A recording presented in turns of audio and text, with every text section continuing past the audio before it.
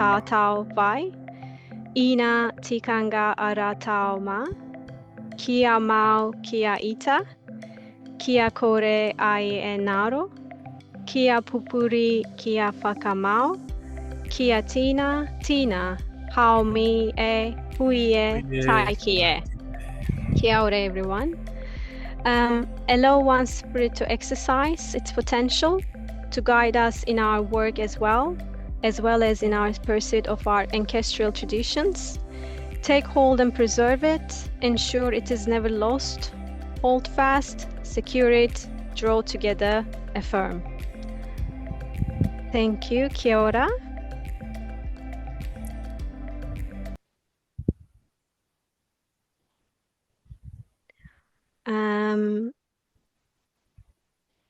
Thank you so much. And we've got our agenda on your screen at the moment. So, as I said, Taina Kaimugatsa from Electoral Commission and Gria for the McNaughton is here with us, and they're going to start their presentations shortly. Tonight's topic is not, just want to highlight that tonight's topic is not political. We're not telling you who to vote for. Content in this workshop is about general local government elections. So the examples that is given in this workshop are from Wellington and Hutt City Councils, but it's not specific to them at all. So it's general. It's about general local government elections, and the purpose of this workshop is all about information sharing for you to make informed decisions, also to empower you to grow your roots in New Zealand. And after the presentation from Tandekai and Gria, we have question and answer sessions. In that session, make sure you put your questions in the chat box, and we will answer them at the end of the workshop, at the end of the presentation. And when the Q&A session has finished, we'll do a quick wrap up, and then we will ask you to give us your feedback, because your feedback is really valuable. And the feedback link will be shared with you in the chat box, and we will also have a QR code for you to make it easier to go to that link to fill out the feedback form. And we will give you 5 minutes to do it during the workshop. So next slide, please.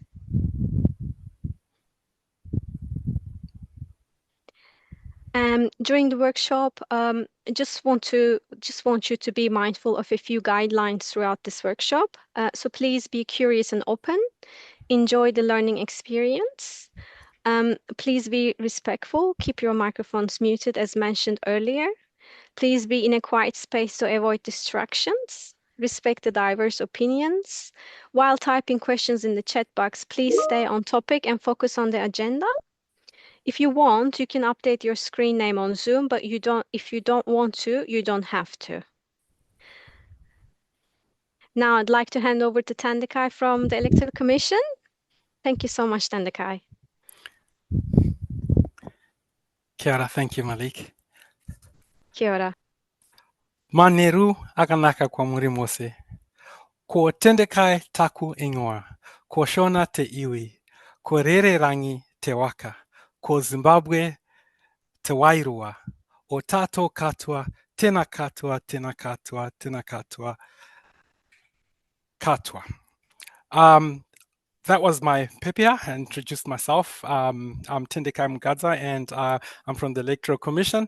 And first of all, I would just like to thank you, host International Aotearoa, for putting this important voting hui together. We hope that our attendees will take away very valuable information that they can pass on to communities and encourage our communities to vote. So this is a very important korero we are having here today. I'll just go into what the Electoral Commission does, and then I'll talk a little bit about what my work involves. So what does the Electoral Commission do? We are responsible for running New Zealand's parliamentary elections and keeping the electoral rolls up to date. Our purpose is to provide an effective and impartial electoral system that New Zealanders understand and trust. The electoral roll is the list of all the people who have enrolled to vote. So when you enroll to vote, you go on to what we call the electoral roll, which has got all the voters, or the eligible voters, that is. Thank you, Juan. Next slide, please.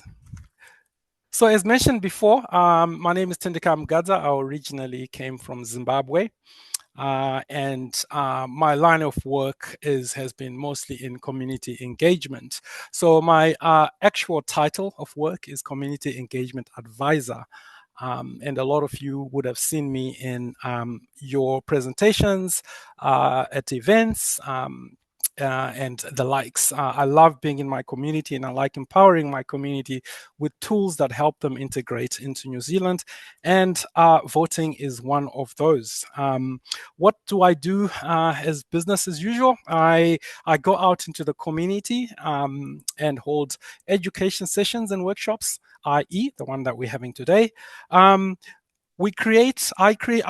is part of my role to create and develop relationships with stakeholders. We share enrollment resources with community organizations. We organize and participate in events that promote voting awareness, as mentioned earlier. We also try to understand the challenges and barriers communities face into voting. We motivate community members to participate in our democratic process of voting. We're aware that there are our low participating communities, of which one is the ethnic communities, which we are discussing today. But other low participating communities that we engage with are Pacifica communities, Tangata Whenua communities, youth and disabled communities. Some of our relationships with English language partners, for example, Host International, we're doing something soon. With change makers as well. We go to Marais, we are in contact with Pacifica communities, and we also go to universities and organizations that look after our disabled communities. Thank you, Juan. Next one, please. So what will we cover today then? We try to keep it as simple and easy to understand for our communities and for you to be able to take this valuable korero into your communities. So we're going to cover the importance of voting, which I hope will motivate you to be able to vote yourself or tell someone else that it's important for them to vote. We're going to talk about voter eligibility. So who can vote and who cannot. We're also going to look at the different options of ways of enrolling. We're going to also touch on the local body elections and some key dates that are coming up. We're also going to discuss the difference between central government and local government. And some resources at the end of this presentation will be available to you to be able to follow up all we've discussed, and some very helpful links will be in the presentations as well. By the end of this session, you should have a better understanding of the electoral system in New Zealand and be able to pass on valuable enrollment and voting topics and issues that help our communities to participate to your whānau and friends. So we also hope it's a learning opportunity for you to go and teach someone else. So with that said, we'll quickly move into our importance of voting. Why do we vote then? You might ask. What does it benefit us as in this case ethnic communities? Well, it actually gives every voter a voice. So it gives anyone who's eligible, it empowers them to be able to voice their opinions by placing a vote for someone who aligns with their policies and how their community functions. So you matter, your voice matters, everybody's voice matters. So it gives you a voice. Elections are a time to reflect on what's important to you and your community and your whānau. So discussions take place during elections on what's important to everybody in the community, and the people elected will have policies and will be bidding for your vote. So therefore, you can attend debates and listen to what policies or any changes that might change your particular community. People elected to parliament and council make decisions on our behalf. So you need to be part of that decision making or voting people who who make decisions on your behalf. With the local body elections, you can also enroll to be a councillor. I think that might have been cut off now, but for next time purposes, you could also be on those decision making tables and vouch for your community. Every vote in New Zealand is equal. We do not have a hierarchy of votes. My vote just counts is just as important as your vote and any young person's vote or any disabled person's vote. All votes are equal. We live in a democratic country, and so it is also your democratic right to vote. I am from a country that democracy could definitely be improved. So I appreciate how democracy is so easy and makes society function much better.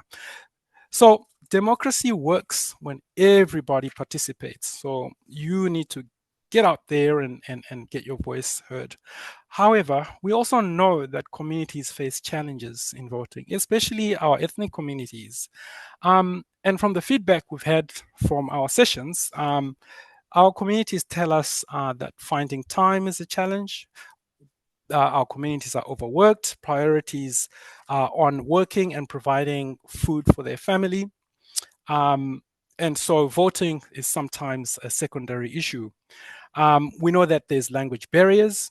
Our communities sometimes find it difficult to navigate English if it's not their first language. We also hear that communities do not know who to vote for. And so that's also a key issue that we try to help people understand. So we're completely politically neutral. However, when it's election time, people who are wanting your vote will have debates. You can go and meet the candidate nights and find out what policies they would like to introduce when they are elected.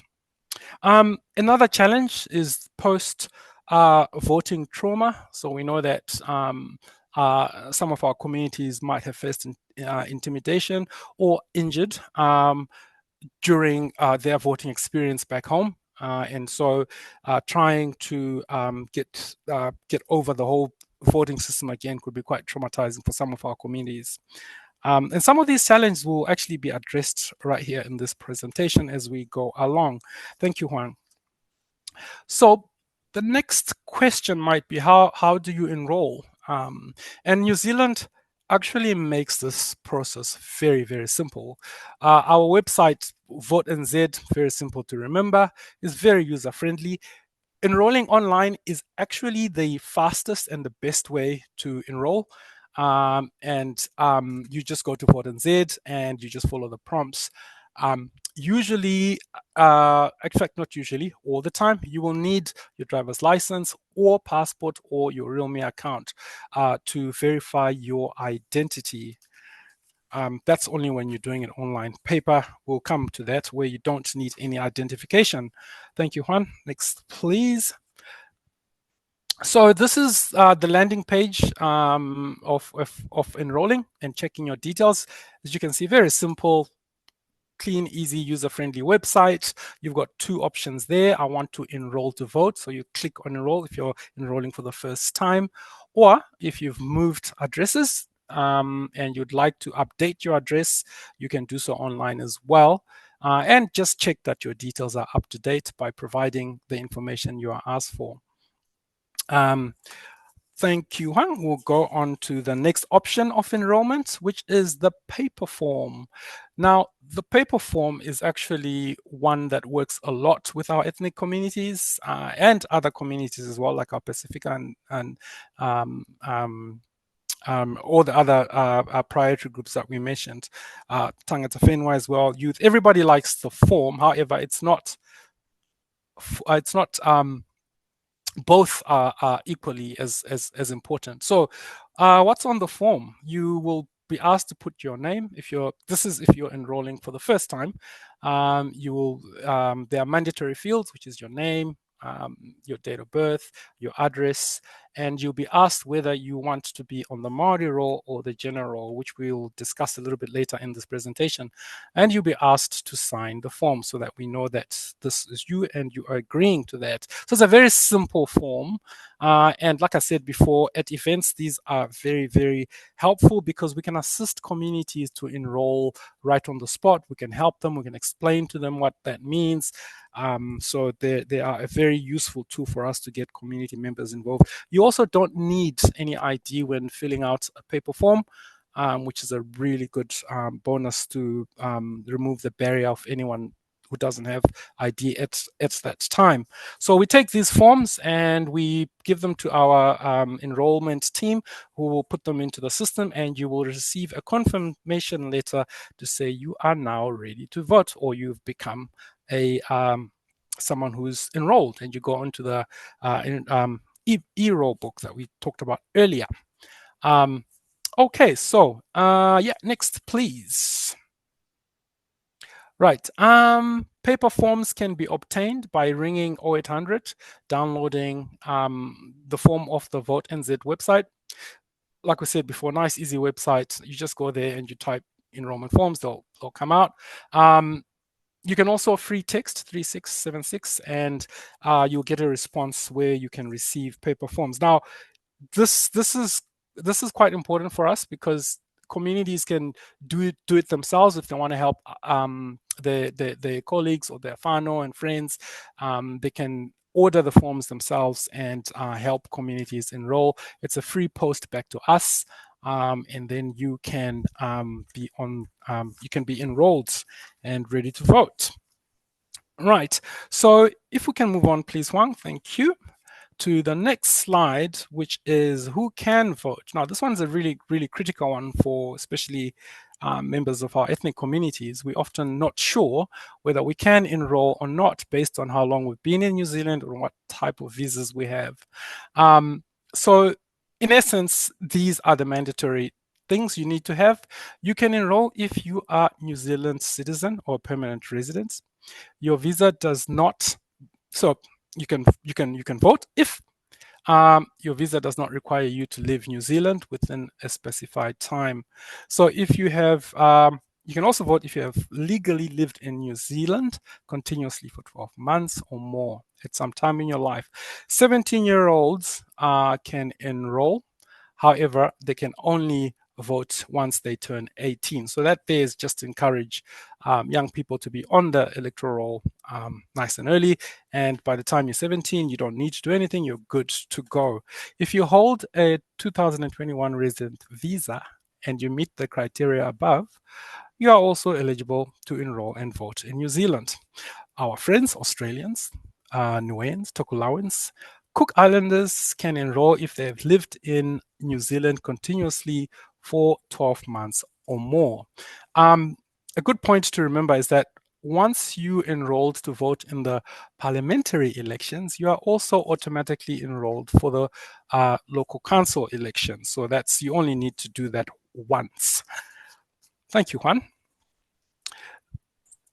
The next slide is a good example of how we can quickly and easily tell if someone is eligible or not. So if we were to put all the visa types to one side for a second and think about what details are in this visa. All right, so the easiest way to know if someone is eligible to vote is if their resident visa does not have an end date, in brackets, visa expiry date, and also contains the word indefinite, which means it doesn't have a limit. For electoral purposes, they would be considered to be a resident and eligible to vote in New Zealand. And we've got a screenshot of Immigration New Zealand issued visa that says visa expiry date and highlighted there in a bright yellow vivid, and it's got the word indefinite in it. That person can actually enroll and vote. And that is because you have the intention to stay in New Zealand a lot longer. And if you've got an exit date, it means maybe your time at that time, your plans at that time are to stay short term in New Zealand for a particular purpose. So if we can move on to the next slide, please. So to spin it the other way around, who cannot vote? So this slide is just helpful to kind of think from the other end. So if you are a New Zealand citizen who has not been in New Zealand within the last 3 years, you won't be able to vote actually. um, if you're a permanent resident of New Zealand who has not been in New Zealand within the past 12 months, you won't be able to vote. If you have to leave New Zealand by a set date, such as a date on a student, work, or visitor permit, then you won't be able to vote. So we talked about that one earlier. If you're serving a prison sentence of 3 years or more in New Zealand, in a New Zealand prison, you also won't be able to vote. So if you would like to vote, I suggest you stay out of prison for for less than 3 years. If you've been in a psychiatric hospital for over 3 years after being charged with a criminal offense, you also cannot vote. Or if you've been convicted of corrupt practice and added to the corrupt practice list. So those are the list of items that will, or scenarios that will won't see you voting. Thank you very much. If we can just move on to the next one, please. Yeah, so New Zealand, the Electoral Commission really tries to make it accessible for everybody to vote, including our communities who have difficulty with accessibility. At Vote NZ, you can find resources on enrolling in large print. Audio as well is available, easy read guides, which are really good for ethnic communities, Braille and New Zealand Sign Language. When it's general election time at voting places, voters can actually take a support person to guide them on not who to vote for, but to just guide them through the process, and they can go with them behind the screen. Voting places will have a table where people in wheelchairs can have a sit down and to make sure that they're comfortable. Take away votes. If someone can't make it into a voting place, they can send someone to get a takeaway vote for them. These can be arranged in advance with the electoral manager or by talking to the voting place manager. Amongst other things that are available for people who are blind, partially blind, or have another disability that prevents them from marking their voting paper without assistance, they are also eligible to vote by telephone dictation. So you can cast your vote over the phone by ringing an 0800 number if you do face those challenges. Please go right ahead, Juan. Thank you. So now we'll talk a little bit about the unpublished roll. People who are concerned about their personal safety can go on the unpublished roll. So remember, we talked about the whole roll at the beginning of the presentation.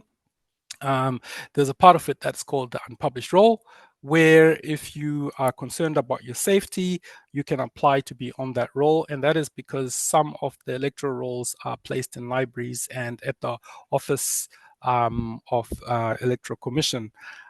So an example of someone who might need to use the unpublished roll is someone who is perhaps facing abuse and has got protection orders against someone. Or our police that do an amazing job protecting us may also find that service useful. And a lot of our public servants who work for the government can also use that service. But it's quite easy online on Vote NZ as well. You just apply and you give them your relevant reasons. All right, so we can move on to the next one.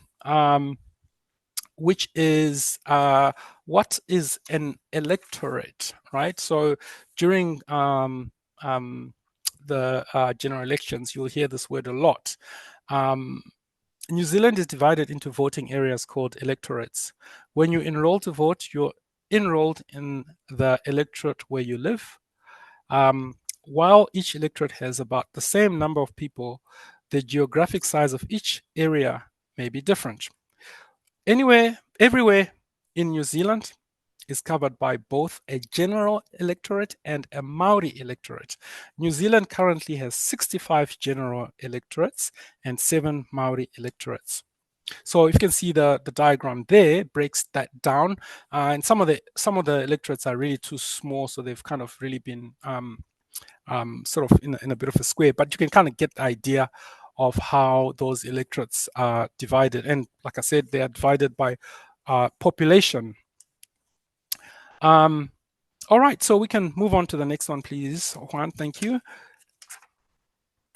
And that is the difference between the general roll and the Maori roll. So if you're Maori, if you're of Maori descent, and enrolling for the first time, you can choose to vote in the Maori electorate where you live or the general electorate. All of New Zealand is also divided into 7 Maori electorates. As you can see on the right hand there, all of South Island is actually 1 Maori electorate. You cannot be on 2 electorates.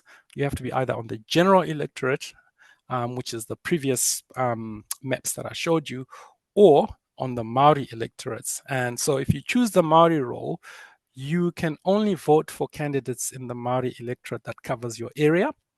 If you choose the general roll, you can only vote for candidates in a general electorate that covers your area. And the Maori electorates exist to give representation for Maori in parliament and local councils. Thank you, Juan. Right, so to give a quick example, Juan is going to give us he's going to find his electorate at Vote NZ. So he lives in Johnsonville, and this link can also be part of our resources at the end. But out of interest, if you wanted to find out, you'd just go to Vote NZ, type in your area, and there you go. He is in the electorate of Aotearoa, and you can see that there is already a sitting member of parliament there, which when it's election time, you decide who the community in that electorate, or Hauru, will decide who to represent them in parliament. Thank you, Juan. Next one, please. So other keywords that you might hear are central government and local government. And what do these mean? What do they do? We can start off with central government, which is elected across the entire country and make decisions that impact the whole country. This is when you vote for your member of parliament, also called your MP, and your preferred party.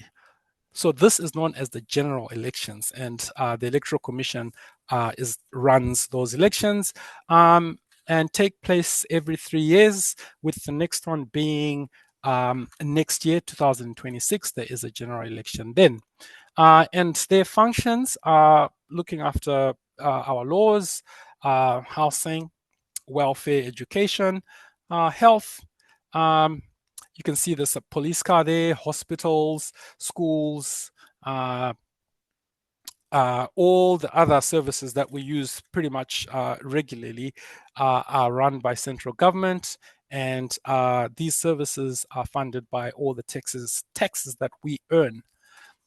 And that keeps society functioning in New Zealand, and that is what central government does. And so next year you'll be voting on leaders and the political party in our general elections. Next, please. And so that leaves us with local government. And what does local government do? They are elected by people living in a certain area, town, city, or region, and make decisions that impact the Pacific community. And these are elected through local body elections. And each election with the local body elections is run by its own council. And they take place every 3 years. With the next one, no prizes for guessing. Anyone? When is that? In October 2025. So very soon we'll be holding there'll be the local body elections. Right, and their functions are to look after our infrastructure, our assets, and our land. So the water that you drink, the rubbish that's collected from your house, the parks, playgrounds, things that actually affect us more than we actually think. on a daily basis. You probably drove to work on a road, you drank the water out of your tap, your rubbish was collected yesterday. All that is run by council, and that is funded through rates that we all pay. Oh, particularly house owners. Yeah, so that's where that funding comes from. Next, please, Juan. Thank you. So we're just going to talk a little bit about the local body elections that are coming in particular. This is the hot topic at the moment, and I won't go too much into this because most of it has already been covered, and Gria is going to go into a little bit about the local body elections in a Wellington City Council context. So you've probably seen this branding out and about a lot. That is the bright orange branding that is helping our communities to identify that it's election time. There's a frequently asked questions link that's attached at the bottom there for the information to local body elections that you can click when you receive the resources. Thank you, Juan. If we can just move on to the next one, please. Let's talk about voting systems. So all councils have either a single transferable voting system, which is the first one, or the second one, first past the post. With STV is where you vote by ranking candidates in order of your preference. You rank the candidates with numbers, as in the example above on your screen. Your voting paper on your voting paper, you will put 1 next to your favorite candidates, 2 next to your second choice, and 3 by your third choice, and so on. You can rank as many or as few candidates as you like. You don't have to rank them all. First past the post is a little bit less complicated, is where you place a tick on your most preferable candidate, and the candidate with the most votes will win. So you'd have to really check with your council on which system they use. I'm from Mana in Aotearoa. I believe they use the single transferable voting system. So this is a postal vote, and you receive all your candidates in the post. Right, if we can move on, please, to the next one. So to help us understand the voting system for STV, because I think it's a more difficult one to understand, we've got a video that illustrates how that voting system works, and this is credit to Hamilton City Council. So when you're ready, please, Huang, you can go ahead and play the video. Thank you. Here's how you vote under STV. Let's say you're in the West Ward, where 6 councillors are elected. On an STV voting paper, you rank the candidates in order of your preference. Let's say there are 10 candidates in your ward. You choose apple as your favourite, orange is your second choice, pear is your third, and so on. You can rank as many candidates as you wish. You don't need to rank them all. The votes are then counted in stages. In the first stage, all the number 1 votes are counted. To be elected, candidates must reach a set amount of votes, called the quota. Now, stage 2, this is where things get interesting. With STV, your vote can be shared based on your preferences. So, because Apple has received more votes than the quota and is now elected, part of your vote goes to your second choice, orange, which helps orange get elected. Stage 3, there are still seats to fill, so the candidate with the fewest votes is eliminated. In this case, it's pear. Votes can get transferred at this stage too. If pear was your number 1, then your vote would go to your second choice. This happens until 6 candidates are elected for the West Ward.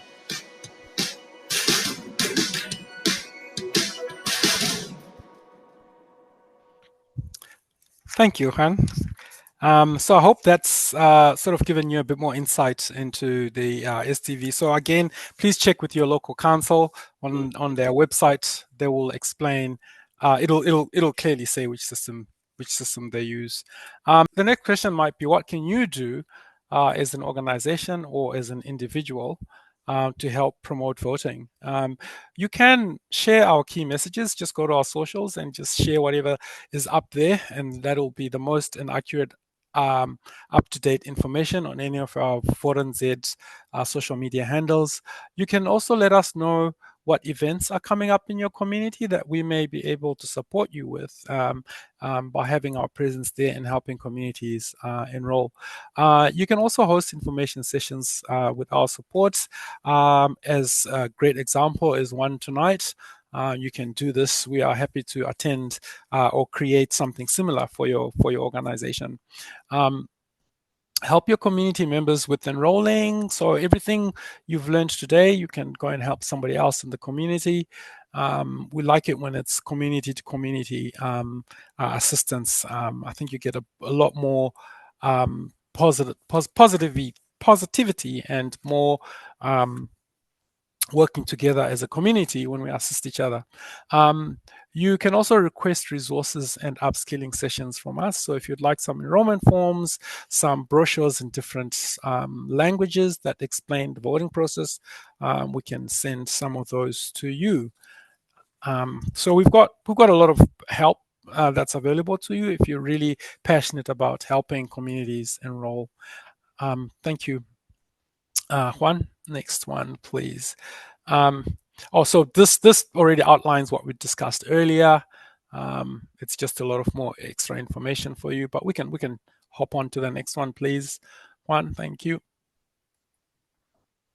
We're just gonna maybe tie everything up by watching a video of ordinary community members talking about why it's important for them to vote, for them to enroll and vote. Sorry. So yeah, let's listen to some community voices of just individuals like you and me. Thank you, Juan. If you can just go ahead and play the video.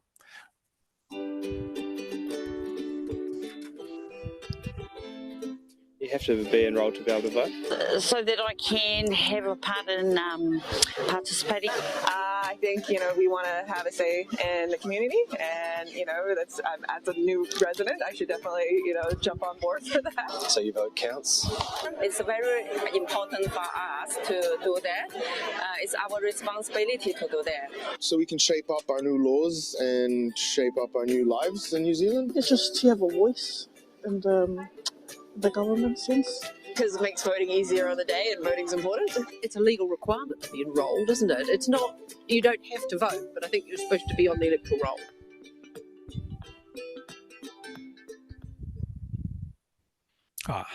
Thank you, lovely. I hope that inspired you to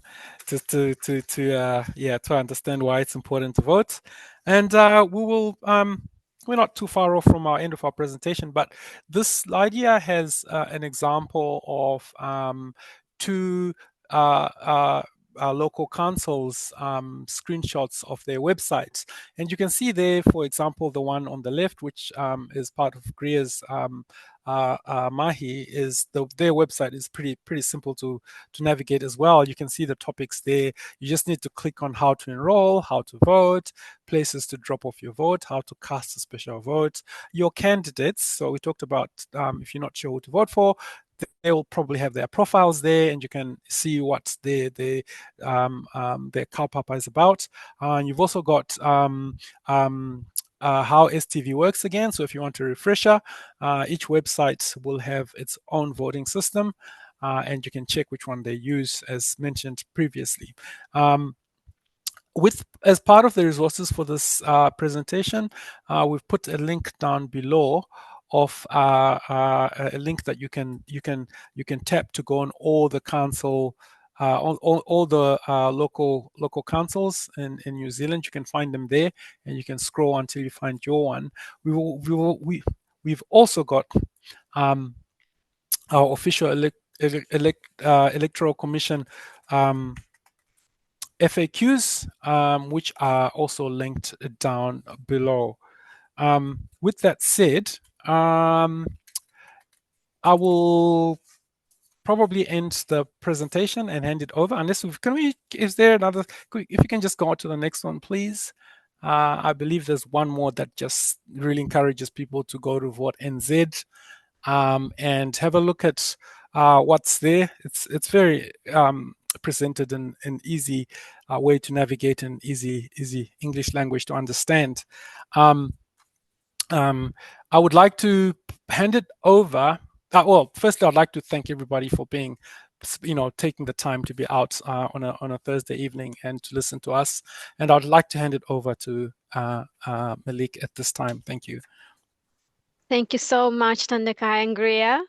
It was an amazing presentation. Thanks a lot. Lots of information you had to share with the communities.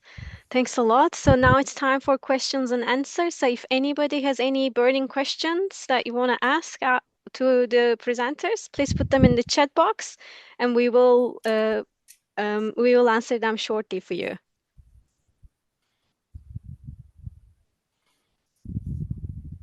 We have a few questions from Hussein. Sure, go ahead. He is asking,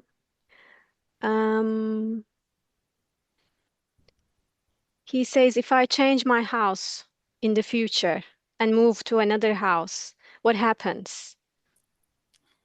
Okay, so if he moves to another house, he will need to go on to Vote NZ and change his address to the new address, and that's quick and easy to do online. And the reason why that's important is that your address determines which electorate you vote in. So, for example, I live in the Mana electorate. If I move to Palmerston, my electorate will change, which means the options of people who I vote for will also change, and I might not be able to identify any of those options. So your address pretty much determines your electorate. So if you decide to move, that's fine. You can change your address online at vote.nz. And then it'll update the system and send you a confirmation to say, hey, we've had this address changed, and you are now your address is now, can you confirm this address? Yeah. One more question. Can you please clarify the eligibility of resident visa holders, not permanent residents, to vote? Okay. So the simplest way is probably not to look at it for permanent or not permanent. If you look at the conditions of that visa, it's all based on how long you can stay in New Zealand. So if it says you've got an end date, so it says you must exit New Zealand before a certain date, then you won't be eligible. But if it's unlimited and has the word indefinite, that means you can vote. That kind of simplifies the yes or no question, because I think people tend to think about residency and permanent residence. The best way is just to pick up your visa, have a look at it. Does it have an end date? If it does, then you are not eligible. If it says indefinite or does not have an end date, means you can vote, because it shows that you've got the intention of staying in New Zealand long term. Okay. Yeah, is that helpful? Yeah, because I think Amazing.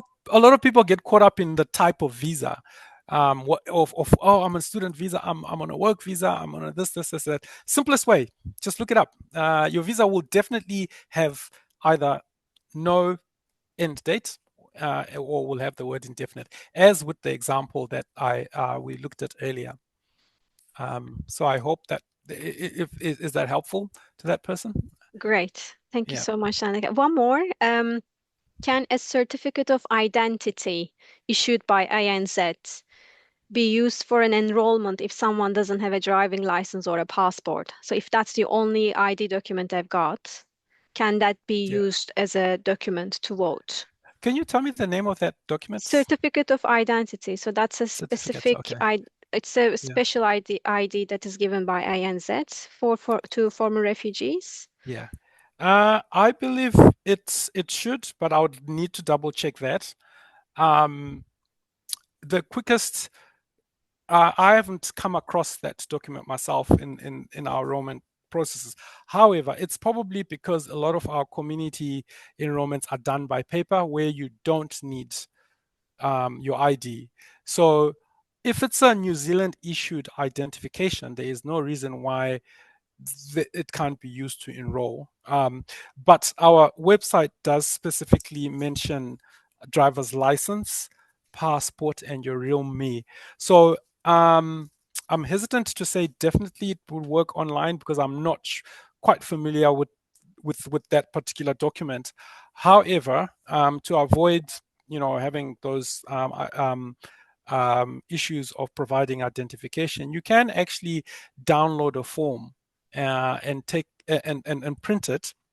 It adds extra steps, but also just removes the barrier of not having identification. Some people don't have identification, so you can or have issues getting that. So paper is probably an easier form for that person. I will actually look it up, and I'll actually be happy to follow up with a definitive answer for that particular document. Please send it in our notes. Yeah. Definitely. And one last question I will ask before we close down.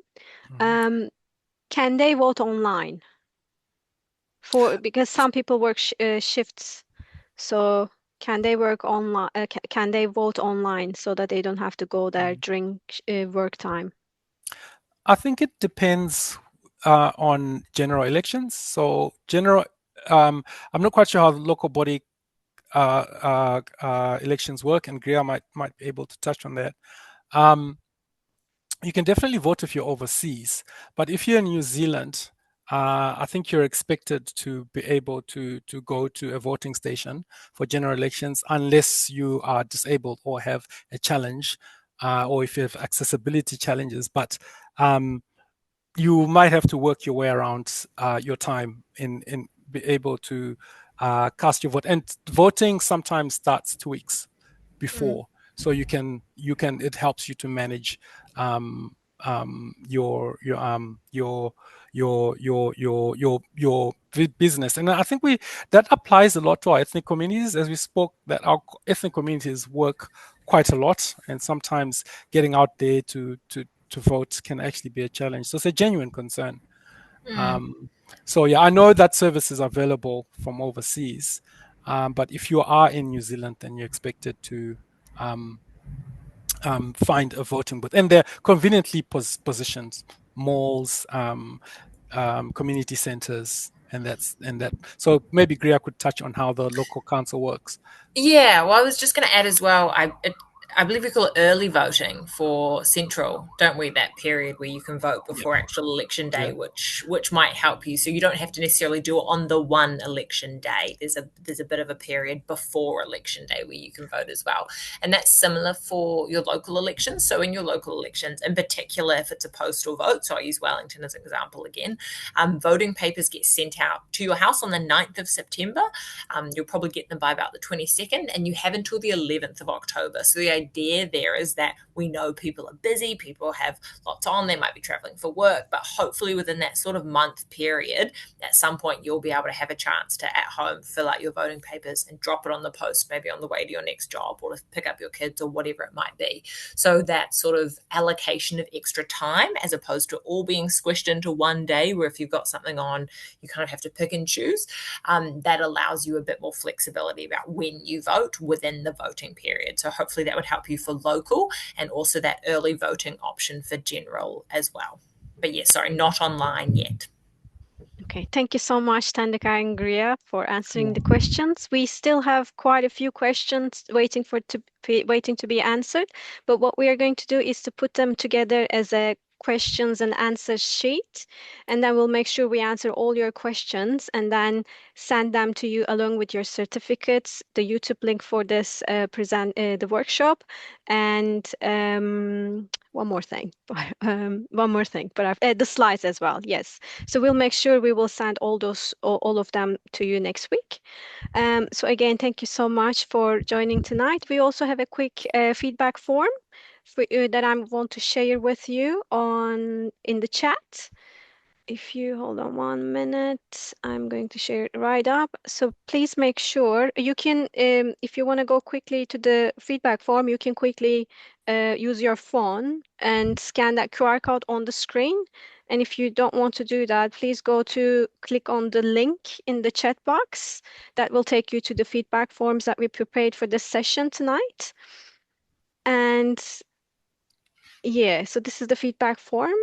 If you could fill that out quickly, that we will really appreciate that, and it's going to help us with our further workshops in the coming months.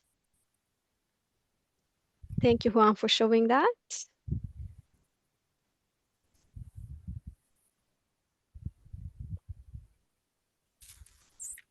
While you're filling out the form, I would like to give you information about our upcoming workshop. So we will run another session next month on 25th of September on employment rights and responsibilities.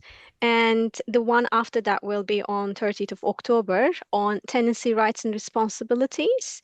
And the last session this year will be on November, 27th of November, financial literacy workshop. So please make sure you check your emails about the updates, and these workshops will be also online and presented in English. And we really want to run these workshops in different languages as well in the future. So please watch this space. I would like to invite you to close this tonight's workshop with a closing karakia. Ka whakairia te tapu, kia whātea ai te ara, kia tūruki whakataka ai, kia tūruki whakataka ai, haumi e, hui e, taiki e. Taiki e. Kia ora, everyone. Restrictions are moved aside, so the pathway is clear to return to everyday activities. Kia ora again. Thank you so much for joining tonight, and sorry about the timing. We went over time for 7 minutes. Sorry about that, but thank you everyone for joining, and have a lovely evening. Kia ora, thank you, Whanau. Kia ora, thank you. Kia ora. Ka kite anō.